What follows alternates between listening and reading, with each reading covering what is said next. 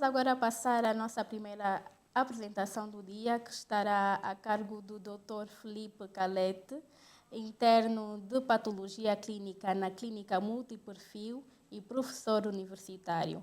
Ele que nos trará uma atualização sobre a hemoglobina glicada, tema essencial para o controle glicêmico e diagnóstico de diabetes. Dr. Felipe, é consigo.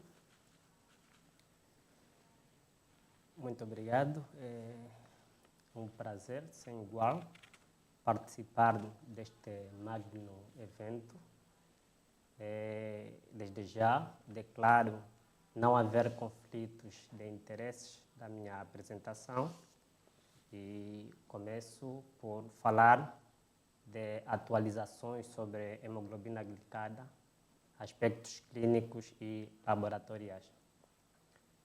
O termo genérico hemoglobina glicada se refere a um conjunto de substâncias formadas a partir de reações entre hemoglobina A e alguns açúcares.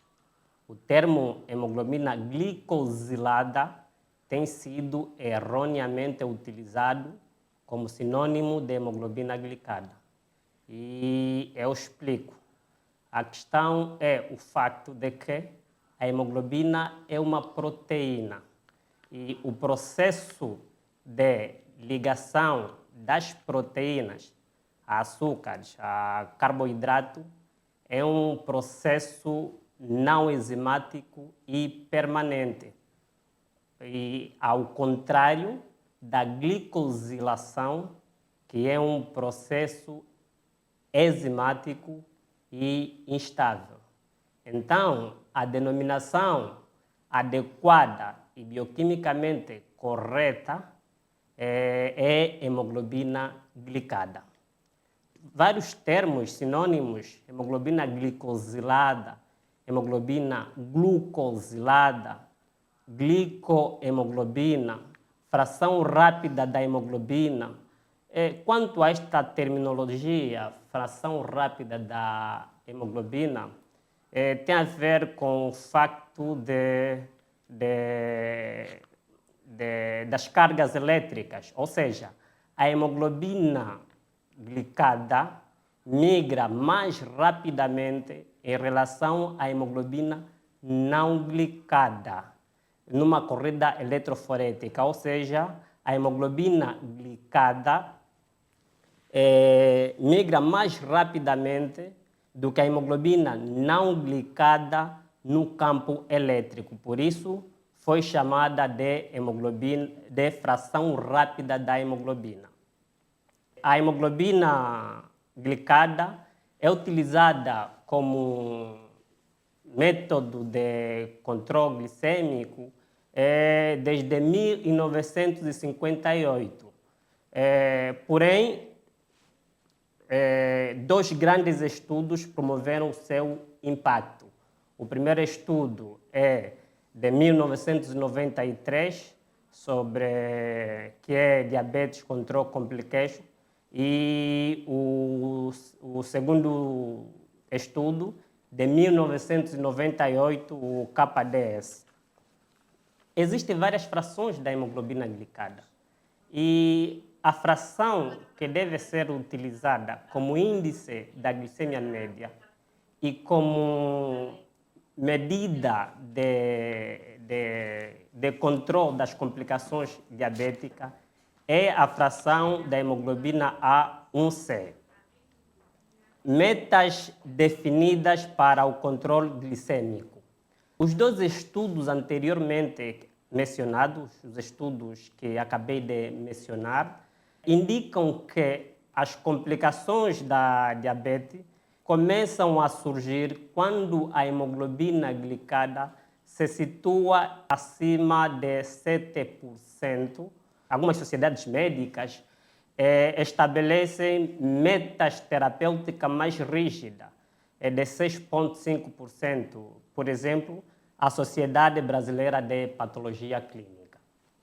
A hemácia é livremente permeável à molécula da glicose, ou seja, isto significa que a hemoglobina está exposta a uma concentração de glicose igual à concentração da glicose plasmática. A meia-vida da hemoglobina glicada depende da meia-vida da hemácia. Lembrar que a hemácia tem uma meia-vida de 120 dias. Bem, quanto à glicose sanguínea persistentemente elevada, causa alterações ou as complicações que surgem na persistência da glicose elevada justificam-se por três mecanismos principais etiopatogênicos. O primeiro mecanismo tem a ver com a promoção da glicação de proteínas, ou seja, a glicose na corrente sanguínea não se liga apenas à hemoglobina, se liga também a outras proteínas. O outro mecanismo que está na base etiopatogênica das complicações é a hiperosmolaridade. E, por último, o aumento dos níveis de sorbitol dentro de células. Bem, as complicações diabéticas, do ponto de vista didático, podem ser divididas em complicações microvasculares e macrovasculares. Fazem parte das complicações microvasculares, polineuropatia, retinopatias diabéticas, entre outras. E fazem parte das complicações macrovasculares, o infarto do miocárdio, acidente vascular cerebral, entre outros.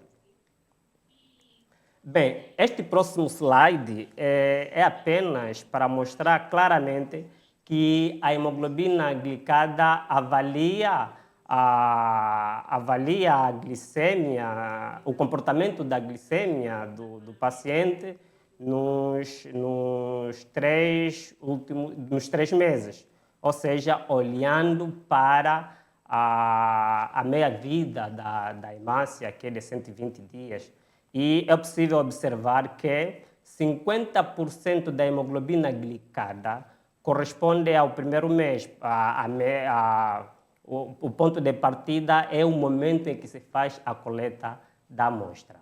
Então, este é um estudo da DCCT, é um estudo muito antigo, mas que tem se confirmado nos últimos anos, que é de facto isto que acontece com o doente diabético. Portanto, este estudo mostra a hemoglobina glicada e o risco relativo de complicações microvasculares. Por exemplo, é possível ver neste gráfico que se a hemoglobina glicada do paciente se situar de forma permanente em 9%, há, de facto, um risco relativo de 5% para desenvolver retinopatias diabéticas. Bem, este é um outro estudo da KDS que mostra claramente que em cada 1% de redução de hemoglobina glicada é possível observar as metas, o que nós conseguimos quando reduzimos 1% de hemoglobina glicada do paciente. Por exemplo, nós conseguimos 37% de redução de risco microvascular e conseguimos 43% de redução de amputações ou óbito por doença vascular periférica. Portanto, este é um estudo que mostra claramente o que nós podemos ter de importante para o doente, do ponto de vista da resolução do seu problema, reduzindo o nível de hemoglobina glicada média. Este outro estudo, que é o próximo slide, mostra claramente que a relação ou a correspondência entre níveis de hemoglobina glicada e níveis médios da glicemia. E é possível ver aí a comparação nesses dois estudos e a diferença, tendo em conta as metas de algumas sociedades, aí de forma específica a Sociedade Brasileira de Diabetes e a ADA. Pronto. Hemoglobina glicada no laboratório. Nós, quando estamos a estudar a hemoglobina glicada a nível laboratorial, nós temos de olhar sempre para os processos analíticos, as fases do processo analítico. E as fases do processo analítico são 3.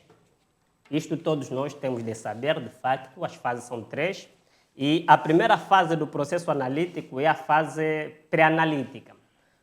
A fase pré-analítica corresponde desde o momento que o médico no consultório solicita o exame, neste caso a hemoglobina glicada, as orientações que o paciente recebe para fazer este exame, a coleta da amostra, o transporte, o armazenamento e a preparação da amostra. E, segundo a literatura, cerca de 70% a 85% dos erros laboratoriais ocorrem nesta fase. E a segunda fase é a fase analítica, que corresponde à fase do processamento do exame.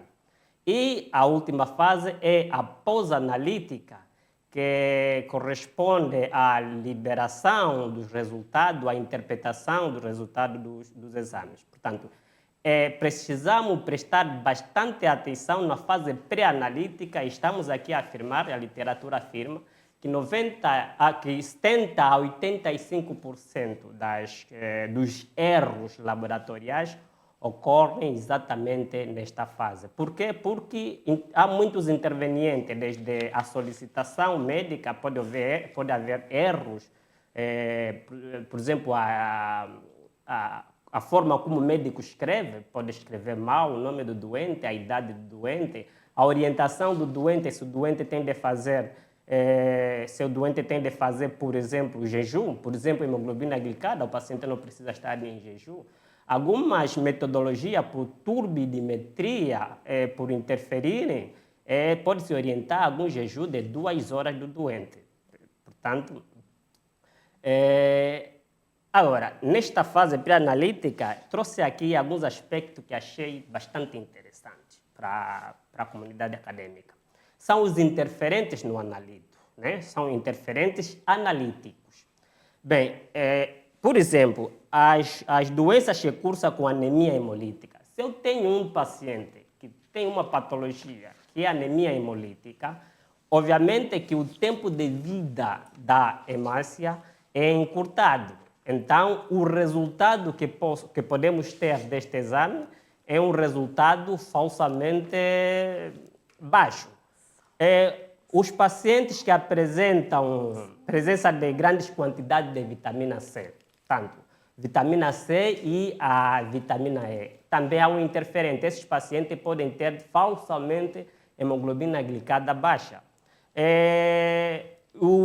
A hipergliceridemia, hiperbilirubinemia, uremia, o alcoolismo crônico, isto pode elevar falsamente hemoglobina, ou seja, hemoglobina glicada, ou seja, podemos ter um resultado de exame, hemoglobina glicada elevada, mas de facto não corresponde com a clínica, com aquilo que de facto está a se passar com o organismo do doente. Pode passar o slide, por favor.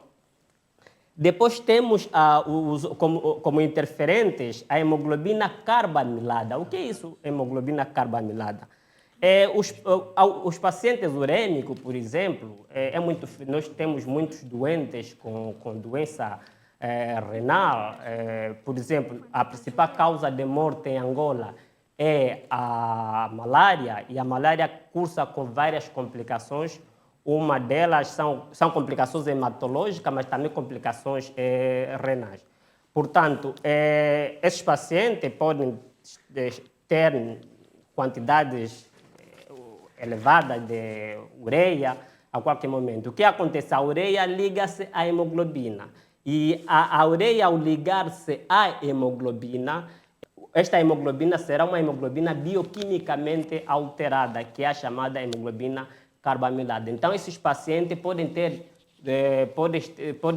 elevação falsa da hemoglobina glicada. Depois temos a hemoglobina acetilada, pacientes que fazem consumo de ácido acetil salicílico de forma muito persistente, não é? Podem ter esta hemoglobina acetilada. E a hemoglobina acetilada também é um interferente nas metodologias que se utilizam para o diagnóstico, para o doseamento da hemoglobina glicada. E podemos ter falsa elevação da hemoglobina glicada.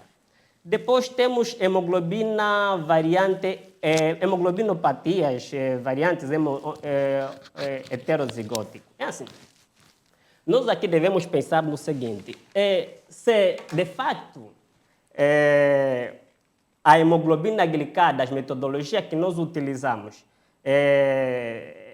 doseiam, a hemoglobina glicada é a ligação da hemoglobina A com um carboidrato, nesse caso a glicose. Se o paciente for, por exemplo, portador da anemia falciforme, tiver um traço falciforme, tem hemoglobina A e tem hemoglobina S. Então, este doente pode ter hemoglobina glicada baixa e então o exame o doseamento da hemoglobina glicada não é o melhor exame para estes pacientes. E outras hemoglobinopatias homozigóticas, como a C, a E, a D, a θ, entre outras. Temos, por exemplo, paciente com hemoglobinopatias homozigóticas. Se o paciente tem uma hemoglobinopatia homozigótica, por exemplo, pacientes drepanocíticos. Paciente drepanocítico tem hemoglobina SS, ou seja, não tem hemoglobina A. Então, não se pode indicar doseamento da hemoglobina glicada em pacientes com hemoglobinopatias homozigóticas, pela ausência da hemoglobina A. Outros exames, qual é a alternativa então? Quais são os exames alternativos para este paciente? Este paciente podemos fazer a albumina glicada. Podemos fazer a albumina glicada, mas também podemos fazer a frutosamina glicada. Lembrar que estes dois exames também podem ter alguns interferentes se for um paciente com patologias perdedoras de proteína, então não será também um bom exame para este paciente. Bem, no final eu apresento aqui, isso é sabido, os critérios de diagnóstico da diabetes: glicemia em jejum acima de 126 mg por decilitro, glicemia ocasional acima ou igual a 200 mg por decilitro, teste de tolerância oral da glicose maior ou igual a 200 mg por decilitro. A novidade aqui é, de facto, a hemoglobina glicada. A hemoglobina glicada não era tida como um exame para fazer o diagnóstico. Era para fazer o estadiamento, o segmento, ver as prováveis complicações do paciente diabético, mas para estes critérios, a hemoglobina glicada já entra nos critérios de diagnóstico. Por exemplo, paciente com hemoglobina glicada de 5,7 a 6,5 é um pré-diabético. E doente com hemoglobina glicada igual ou superior a 6,5 já é um doente diabético. Apresento praticamente o último slide, estou a terminar. Em Angola não existe nenhum laboratório com acreditação internacional de hemoglobina glicada, para realizar hemoglobina glicada. Ou seja, estou aqui a dizer que nenhum laboratório em Angola tem certificação internacional para realizar hemoglobina glicada, porque existem muitos critérios.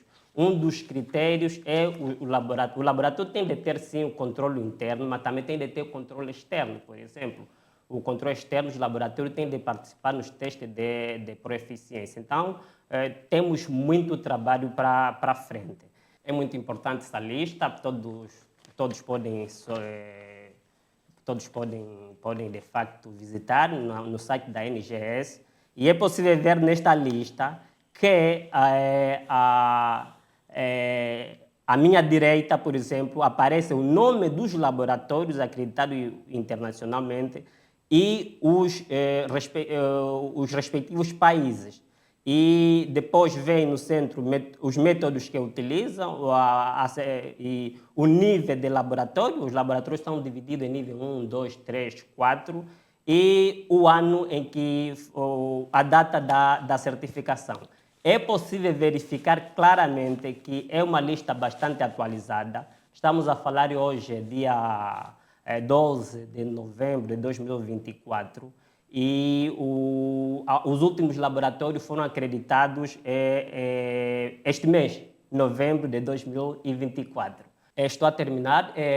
Pronto. É possível, por exemplo, verificar aqui que o país que lidera esta lista, o país com mais laboratórios acreditados internacionalmente para realizar a hemoglobina glicada é a China. A China tem cerca de 22 laboratórios acreditados internacionalmente para realizar a hemoglobina glicada. Depois, mais para cá, vem a África do Sul. A África do Sul tem 9 laboratórios acreditados internacionalmente para realizar a hemoglobina glicada. Depois vem a Colômbia com 11 laboratórios. Portanto, pode passar o slide. Pode passar o slide, por favor. Bem, essas aqui são as minhas referências bibliográficas e muito obrigado. Estou disposto a responder às questões que me forem colocadas.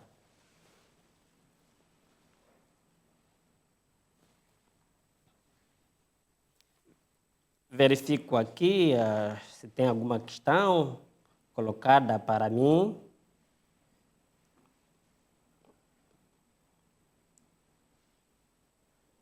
Certo. Não havendo nenhuma questão, aproveito de facto, aproveito fazer duas recomendações. Terminando. A primeira recomendação é de facto extremamente importante.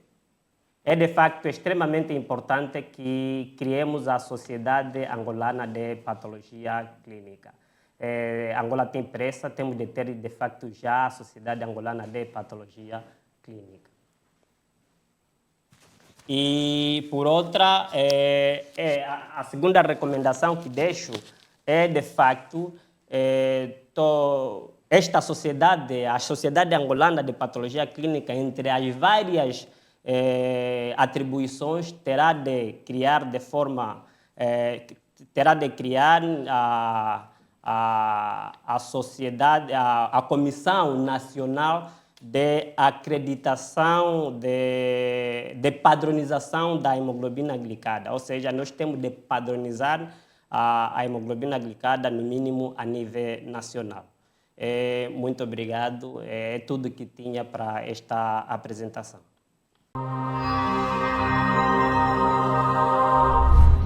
Conhecemos as doenças até ao nível molecular. Contribuímos com 70% das decisões clínicas. Orientamos e damos suporte a outras especialidades médicas. Temos voz ativa na discussão de casos clínicos. Levamos a investigação médica a outros horizontes. Monitoramos integralmente o paciente. Garantimos a precisão e exatidão dos resultados. Com formação pós-graduada em Bioquímica, Hematologia, Imunologia, Biologia Molecular e Microbiologia.